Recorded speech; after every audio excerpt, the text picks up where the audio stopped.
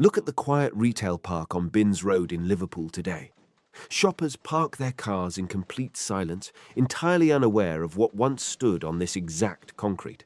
For over 60 years, this very ground produced a deafening mechanical roar that echoed across the globe. This was the undisputed heart of the British toy industry. A single colossal factory employing thousands of workers, pumping out millions of Meccano sets and Dinky Toys that dictated the childhood of entire generations. They held an absolute global monopoly. Then, the roaring machines were abruptly silenced. The massive brick walls were violently smashed to dust, and a proud working community was thrown into absolute ruin. How does the greatest toy empire on Earth simply evaporate? Chapter 1. The Rise of the Dream Factory. Liverpool, in the early 20th century, was a city defined by salt water, steel, and sweat. The docks dictated the daily rhythm of life. Men broke their backs, loading and unloading heavy cargo from across the vast expanse of the British Empire. The skyline stood as a thick forest of crane jibs and ship masts. Amidst this grim, relentless industrial reality, a clerk named Frank Hornby looked at the heavy engineering surrounding him and envisioned something entirely different. He saw the potential to scale down the towering cranes and massive bridges into something a child could hold in their hands. In 1898, he developed a concept he called Mechanics Made Easy. It consisted of a simple, elegant system of reusable perforated metal strips, plates and wheels secured tightly by small nuts and bolts. Hornby did not merely invent a plaything. He engineered a tool that captured the industrial spirit of the age. He formally patented the system in 1901. Within a few short years, he rebranded his creation as Meccano.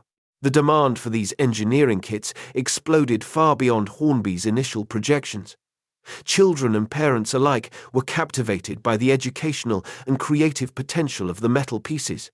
The small, scattered workshops Hornby initially used quickly choked under the sheer volume of global orders. He realized he needed a true manufacturing fortress. He needed a facility that could mirror the epic scale of the real-world industries his toys sought to replicate. In 1914, he found his location on a plot of land in the eastern suburbs of Liverpool. He chose a street named Binns Road. For the next 6 decades, that exact name would stand as the absolute center of global toy manufacturing. The construction of the Binns Road factory was a statement of supreme ambition. The facility rose from the dirt as a massive complex of solid red brick and expansive glass windows, designed to flood the work floors with natural light. Hornby built the site to control absolutely every single aspect of production. He brought everything under one roof. The factory housed deafening stamping presses, intense enameling ovens, packaging departments, and sprawling assembly lines. It required immense power, absolute precision, and thousands of eager hands to operate effectively. The opening of Binns Road marked a profound socio-economic turning point for the city of Liverpool. For generations, the city had relied almost entirely on the unpredictable tides of the river and the brutal labor of the docks. Now, it possessed a new, powerful mechanical heart located firmly inland. Hornby offered the working class a fundamentally different kind of labor. He drew thousands of men and women away from the dangerous, weather-dependent, and back-breaking work of the waterfront. He placed them into a highly structured, disciplined, and steady environment. Women, in particular, found vital new roles within these brick walls. They manned the intricate assembly stations. Their fingers quickly and expertly threaded miniature bolts, aligned tiny gears, and packed the delicate components. The daily operations on the factory floor functioned with the strict precision of a military campaign. Trains and trucks delivered heavy tons of raw steel directly to the expansive loading bays.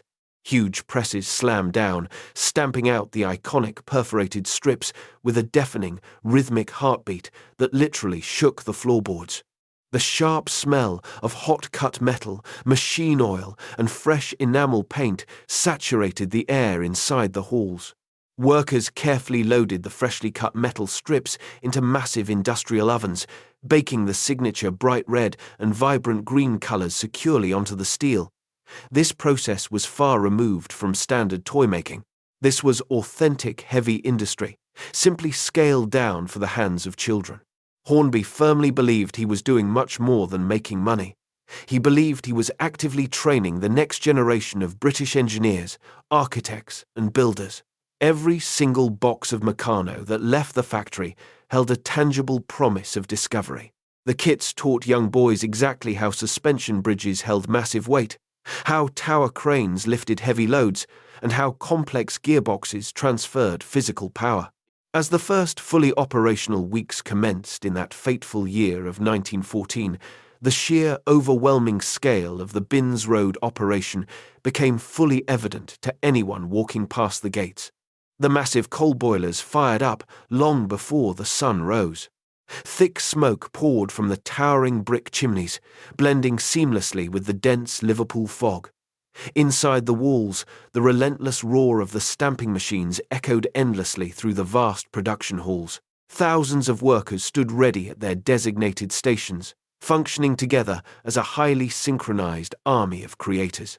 Every single day, they transformed cold, rigid sheets of steel into childhood dreams.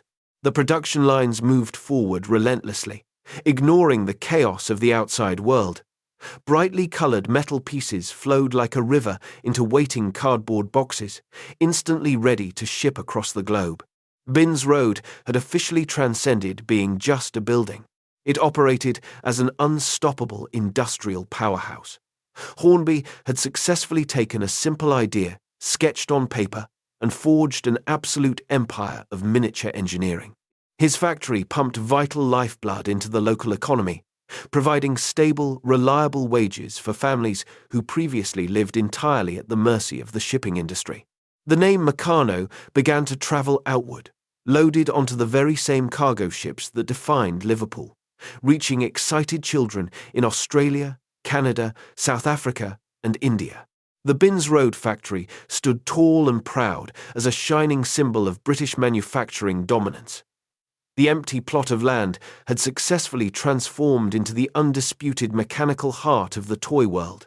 The dream factory was finally awake, and its gears were turning with unstoppable force. Chapter 2: The Mechanical Heart of Liverpool. By the middle of the 20th century, the Binns Road factory no longer simply manufactured toys.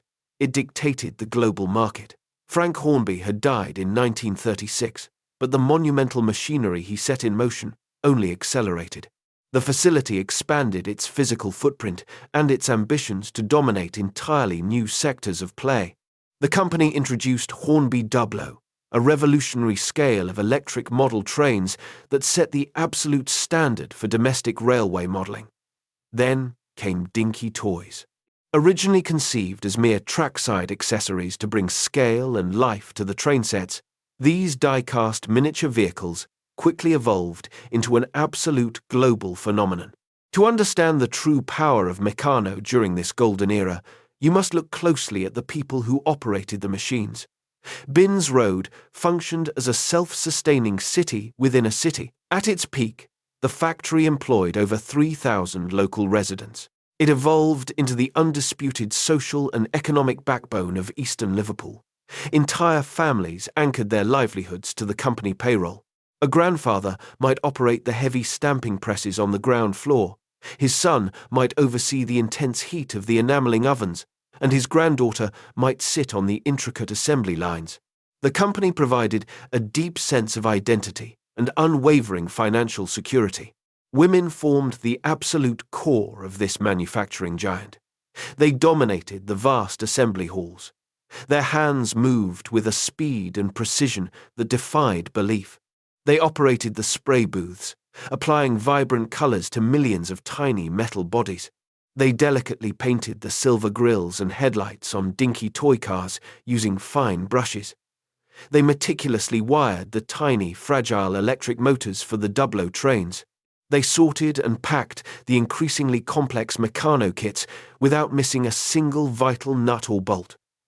Factory management relied heavily on the institutional knowledge passed down among these female workers. The factory floor echoed with their voices, their songs, and the relentless metallic rhythm of heavy production. They did not just build toys. They engineered a tight-knit community that sustained the surrounding streets through times of national hardship and post-war rationing. The company fostered this intense loyalty through a highly structured social system. Meccano was not just an employer, it was a way of life. The factory hosted its own football teams, social clubs, and annual dances. Management published the Meccano magazine, a publication that reached hundreds of thousands of boys around the world, creating a dedicated cult following.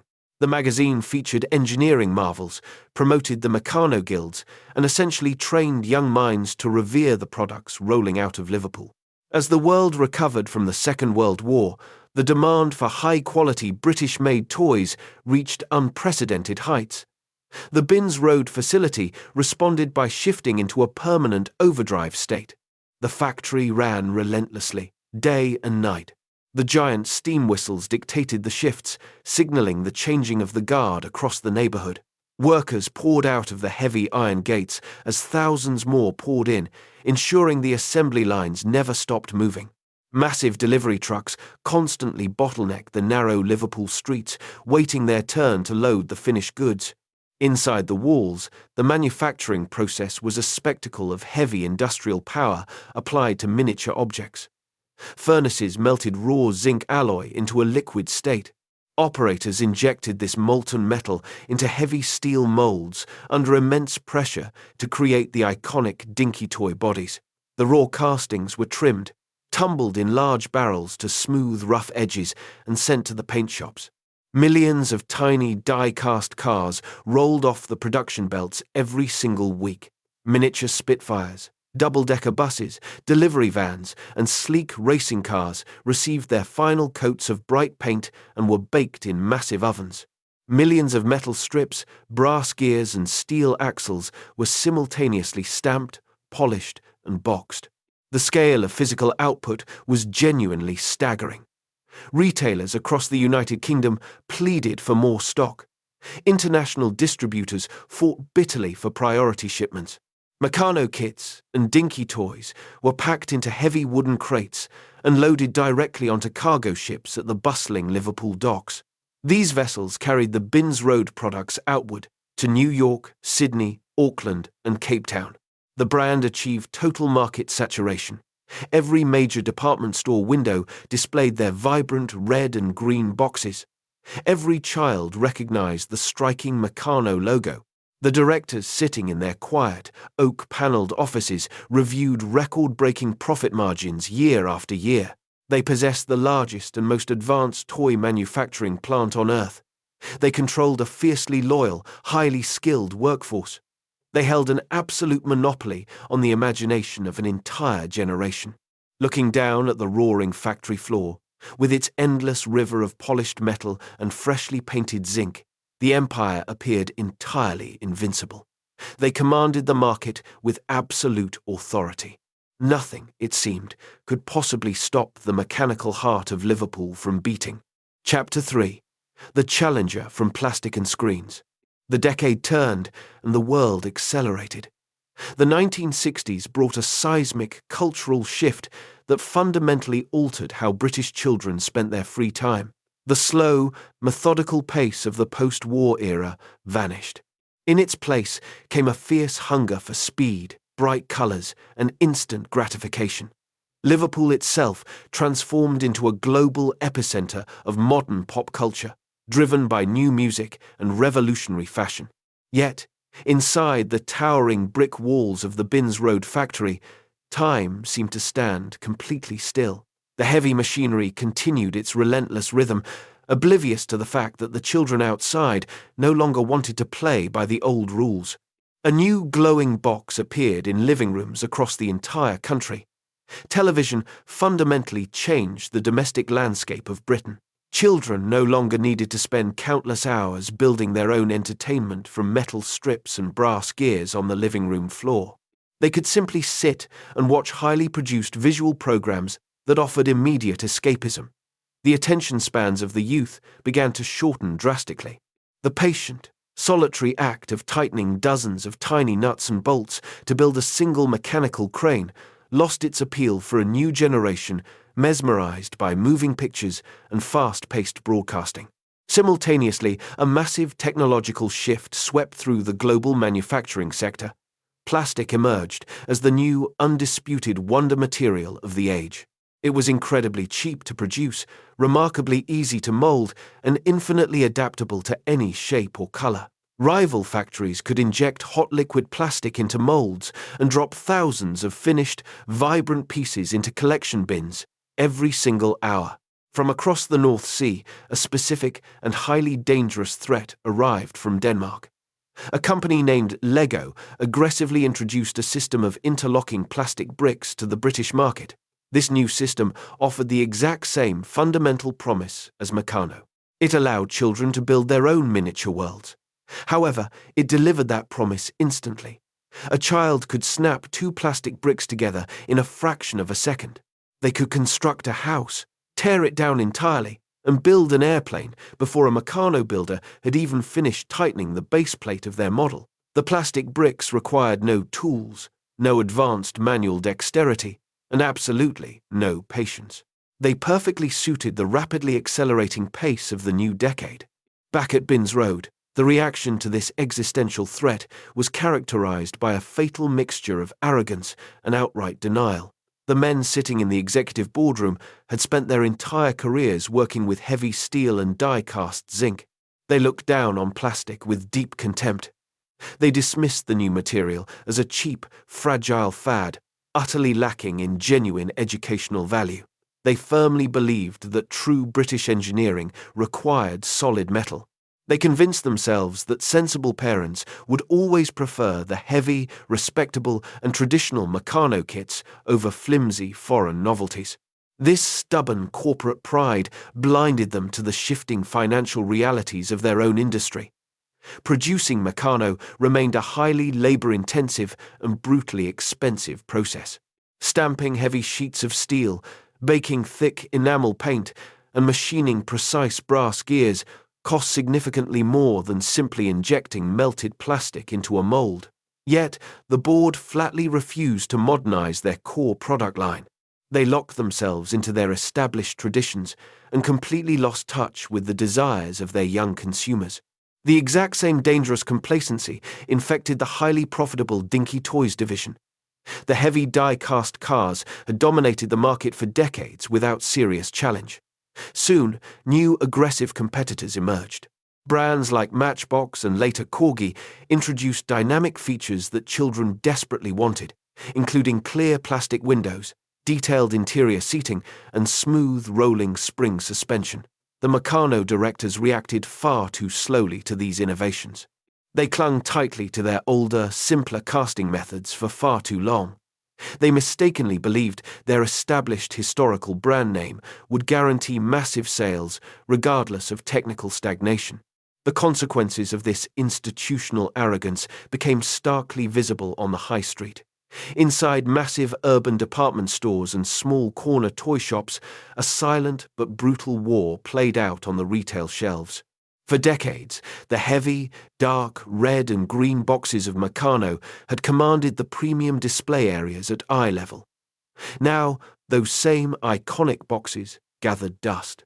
They sat heavy and unmoving on the bottom shelves, ignored by the passing crowds. Above them, the store displays exploded, with the bright primary colors of plastic building sets. Retail managers quickly realized exactly which products moved faster. They actively pushed the modern, instant gratification toys to the front of the store. Children walking into the shops bypassed the heavy metal kits completely. They rushed eagerly towards the plastic blocks and the sleeker, faster rival toy cars. The department store buyers read the declining sales data and drastically cut their wholesale orders for Binns Road products. The financial impact hit the Liverpool factory with devastating force. The warehouse floors began to fill up with unsold inventory. The massive rivers of cash that had successfully sustained the operation for decades suddenly began to dry up. The enormous overhead costs of running the heavy industrial machinery remained exactly the same, but the incoming revenue dropped sharply. month after month. The giant stamping presses still roared, and the enamel ovens still burned red hot, but they were now producing expensive stock that nobody wanted to buy. The invincible toy empire had entirely failed to recognize the changing winds of culture and technology. They had built a massive fortress of steel, only to watch it become completely obsolete in a new world that demanded plastic. Chapter 4: Changing Hands and Desperate Measures. By the middle of the 1960s, the financial bleeding at Binns Road could no longer be ignored. The proud Meccano empire collapsed under its own massive weight. The founding Hornby family finally lost their tight grip on the company. In 1964, a rival toy conglomerate named Lines Brothers stepped in and bought the struggling business. Lines Brothers owned the famous Triang brand and wanted to consolidate the British toy industry. However, they drastically underestimated the deep systemic problems rotting inside the Liverpool factory. The massive brick building still operated like a relic from the Victorian era. It required immense capital simply to keep the lights on and the heavy furnaces burning. The new management team arrived from London with strict orders to rationalise the entire operation. They did not understand the unique culture of Binns Road. They only saw a bloated, inefficient workforce and wildly expensive production methods. They immediately began cutting costs. The quality of the toys took the first heavy blow. They replaced the sturdy, beautifully engineered brass gears in the Meccano sets with cheap plastic substitutes. They thinned the paint mixtures for the Dinky Toys, leaving the die-cast cars looking dull and prone to chipping. The intricate, heavy-duty packaging that once made opening a Meccano set feel like a luxury experience disappeared. Flimsy cardboard boxes took its place. The brand rapidly lost its premium reputation. Loyal customers noticed the severe drop in quality instantly and turned their money elsewhere. The aggressive, cost-cutting strategy failed to save the company. Lines Brothers itself collapsed into total bankruptcy in 1971. The historic Meccano brand was thrown back onto the open market like unwanted scrap. Another British toy giant, Airfix, swooped in to purchase the remains. Airfix dominated the plastic model kit market. They believed they could finally force Binns Road into the modern era. But the Airfix executives made the exact same fatal mistake as their predecessors. They tried to manage a highly complex, heavy metal engineering plant from a sterile corporate office hundreds of miles away in London. They treated the factory floor as mere numbers on a spreadsheet, rather than a living, breathing community. Inside the walls of Binns Road, the physical atmosphere grew increasingly toxic. The towering stamping presses and enamelling ovens had run relentlessly for over 50 years, with almost zero investment or proper maintenance. The heavy machinery constantly groaned and frequently broke down mid-shift. Spare parts were incredibly scarce. Management point-blank refused to approve budgets for new equipment. The massive factory roof began to leak during heavy rain. Cold drafts swept through the expansive assembly halls. The workers, many of whom had given their entire adult lives to the company, watched in pure horror as their beloved workplace literally decayed around them. The legendary pride that once defined the Liverpool workforce mutated into deep, bitter resentment. The women on the assembly lines felt this betrayal most acutely. They had spent decades building toys with meticulous care and dedication.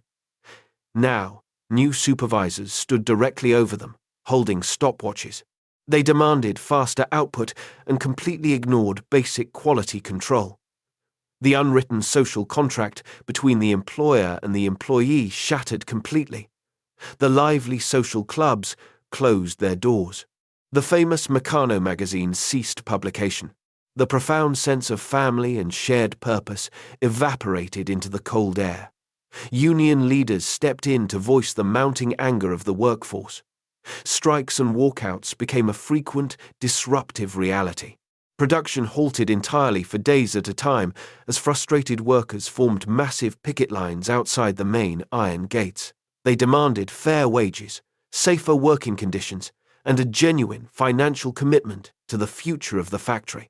The London executives viewed these strikes not as a desperate cry for help, but as unacceptable working-class insubordination. The relationship between management and the factory floor broke down beyond repair. Airfix poured millions into terrible marketing campaigns and confusing new product lines while actively starving the core manufacturing base. They launched strange, expensive electronic toys that completely failed to capture the imagination of modern children. They ignored the fundamental mechanical appeal that had made Meccano famous in the very first place. Every single corporate attempt to revive the brand felt disconnected, desperate, and entirely wrong. By the late 1970s, a suffocating sense of doom hung heavy over the entire Binns Road facility. The factory bled cash at an alarming, unstoppable rate. The massive halls, once deafening with the sound of relentless heavy production, now echoed with long periods of eerie silence. Broken machines sat idle in the dark corners collecting dust. Management slashed the workforce drastically, leaving hundreds of empty benches and abandoned assembly lines. The remaining workers clocked in every morning with a growing knot of deep anxiety in their stomachs. They knew the numbers did not add up. They saw the empty delivery trucks and the overflowing warehouses with their own eyes. The historic brand had survived 2 world wars and the Great Depression. Now, terrible corporate mismanagement and a complete failure to adapt slowly suffocated it. The proud mechanical heart of Liverpool was barely beating. It stayed alive only by the sheer, desperate willpower of the men and women who still clocked in every single day. They waited in the damp cold for a miracle that nobody truly believed would arrive. Chapter 5. The Closing Door. The year 1979 brought a brutal winter to Liverpool. The city was already suffocating under the weight of a severe national economic recession. Docks stood empty. Unemployment lines stretched around street corners.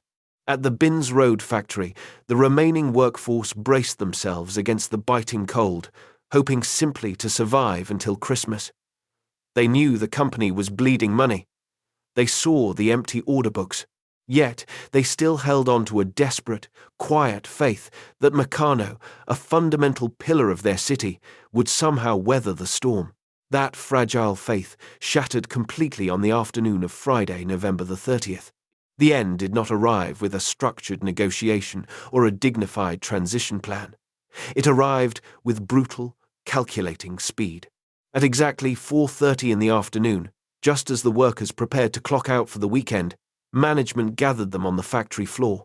An executive stepped forward and delivered the fatal blow. The Binns Road factory was closing, effective immediately. There would be no final production run. There would be no phased shutdown. Nearly 1,000 men and women lost their livelihoods in a matter of seconds. The executives delivered the news with cold detachment, handed out the redundancy notices, and expected the workers to simply walk away. They fundamentally misunderstood the people of Liverpool. Shock hung in the air for a few agonizing minutes. Then, the shock rapidly hardened into furious, unyielding anger. These workers had poured decades of their lives into these heavy machines. Generations of their families had built this brand. They refused to be discarded like defective toy parts. Led primarily by the fierce, determined women of the assembly lines, the workers made a historic decision. They did not walk out the iron gates. Instead, they locked them from the inside. They occupied the factory. The Binns Road sit-in became a profound symbol of working-class desperation and defiance. Hundreds of workers barricaded themselves inside the freezing, cavernous production halls. They organized cooking rotas in the company canteen. They set up sleeping bags under the silent stamping presses. They stood guard at the loading bays to prevent the corporate liquidators from seizing the valuable machinery and the remaining toy stock. Outside, the local community rallied behind them. Shopkeepers donated food. Sympathetic truck drivers blocked the access roads. For weeks, the workers held the fortress. They sang union songs in the dark, their voices echoing through the empty spaces where the deafening roar of manufacturing used to be. They fought not just for their severance pay, but for their dignity. They demanded a viable rescue plan to keep the historic factory alive. They pleaded with the government to intervene. They begged potential buyers to step forward and save the mechanical heart of their city. But the ruthless logic of the capitalist market offered no mercy. The brand was simply too damaged, the machinery too antiquated, and the global toy industry too focused on cheap plastic to care about a heavy metal dinosaur. No savior arrived. Slowly, the bitter reality set in. The money ran out. The winter cold penetrated deep into the unheated brick buildings. After months of defiant occupation, the exhausted workers finally conceded defeat. They unlocked the heavy iron gates and walked out onto Binns Road for the very last time. Many wept openly in the streets. They walked away from the only professional life they had ever known, stepping directly into an intensely hostile job market that had nothing to offer them. The physical erasure of the empire followed quickly. Liquidators stripped the factory bare. They sold off the heavy stamping presses, the enamel ovens, and the assembly belts for fractions of their true value. The iconic Meccano brand name was packaged and sold to foreign investors. Then came the demolition crews. Heavy wrecking balls smashed into the solid red brick walls that Frank Hornby had built with such immense ambition. The towering chimneys fell. The expansive glass windows shattered into dust. Within a short period, the massive industrial complex that once produced 80% of the world's metal construction toys was completely erased from the map. Today, a generic retail park sits on the exact ground where Binns Road once stood. There is no towering clock. There is no roar of heavy machinery. Shoppers park their cars over the exact spots where molten zinc once poured into Dinky Toy molds. The vibrant, tight-knit community of thousands of workers is gone, scattered to the winds of economic change. The story of Meccano remains a brutal, unforgettable lesson in business history. It proves that no matter how dominant a brand becomes, it is never invincible. Hornby built a magnificent empire of steel, but his successors locked themselves inside a vault of arrogance. They ignored the shifting culture. They dismissed new technologies. They alienated their most valuable asset, their workforce. When a business forgets who it serves and refuses to adapt to a changing world, the market will eventually close the door. And when that heavy iron door finally closed on Binns Road, it silenced the mechanical heart of Liverpool forever.